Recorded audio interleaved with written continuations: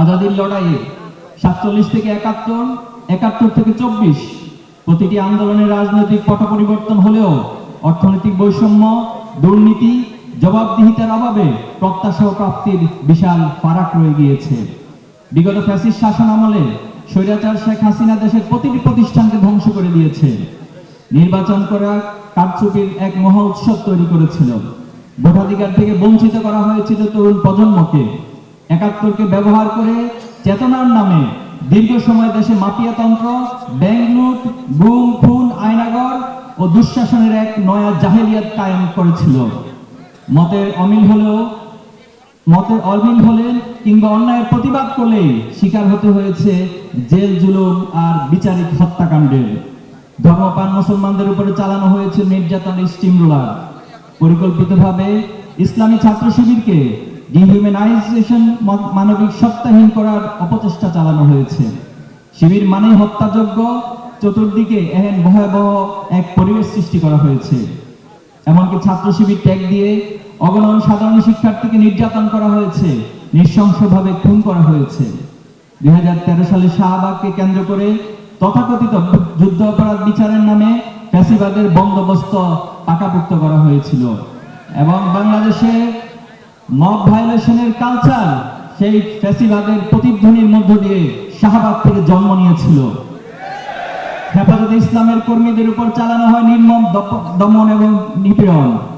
দাড়ি টুপিকে জঙ্গিবাদের প্রতীক বানিয়ে শুরু হয় পরিকল্পিত মিডিয়া ফ্রেমিং।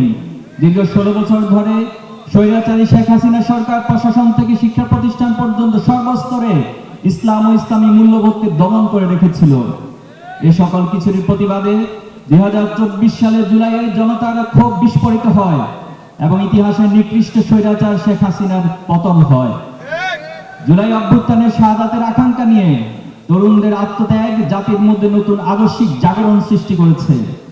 এই জাগরণে আমাদের শেখায় সাহসিকতা, এই জাগরণ আমাদের শেখায় শাহাদাতের তামান্না, এই জাগরণ আমাদের শেখায় আল্লাহ ছাড়া দুনিয়ার কাউকে আমরা পরোয়া করি না, দুনিয়ার কাউকে আমরা ভয় করি না। বাংলাদেশ এক অপার সম্ভাবনাময়ী দেশ। আমাদের এই দেশে রয়েছে বিশাল কর্মঠ জনসম্পদ, আছে প্রাকৃতিক সম্পদ, জালের মতো ছড়িয়ে আছে হাজারো নদ নদী। আমাদের আছে অপরিসীম সম্ভাবনাময় সমুদ্র, যার উপর বৈদেশিক বাণিজ্যের প্রায় 92% নির্ভরশীল। অর্থনৈতিক সমৃদ্ধি অর্জনে আমাদের ব্লু ইকোনমি জোন সম্ভাবনার বহু ধার উন্মোচিত করেছে। সমৃদ্ধ পর্যটন শিল্প সহ রয়েছে নানান সম্ভাবনাময়ী খাত, কিন্তু কেবল যোগ্য নেতৃত্বের অভাবে এই সকল সম্ভাবনা আলোর মুখ দেখছে না। আজ বেকারত্ব ও মাদকের নীল দংশন আমাদের যুব সমাজকে ধ্বংসের কিনারে নিয়ে দাঁড় করিয়েছে। এই ক্রান্তি লগ্নে ছাত্র শিবির ছাত্রদের সৃজনশীলতা বৃদ্ধি, চরিত্র গঠন এবং মাদক বিরোধী সংগ্রামের মাধ্যমে এক নতুন জাগরণ সৃষ্টি করেছে। আল্লাহর প্রদত্ত জ্ঞানের আলোকে উদ্ভাসিত হয়ে আমরা ক্যাম্পাসগুলোতে সুস্থ ও শিক্ষার্থী বান্ধব রাজনীতির চর্চা নিশ্চিত করতে চাই। ডাকসু নির্বাচনে ছাত্র শিবির নিরঙ্কুশ বিজয় প্রমাণ করে যে এদেশের ছাত্র সমাজ এখনো স্বচ্ছ ও আদর্শিক রাজনীতির প্রতি আস্থাশীল। ইনশাআল্লাহ এই জাগ্রত তরুণদের হাত ধরেই আমরা আগামী দিনের সমৃদ্ধ এবং ইনসাফপূর্ণ বাংলাদেশ গড়ে তুলব।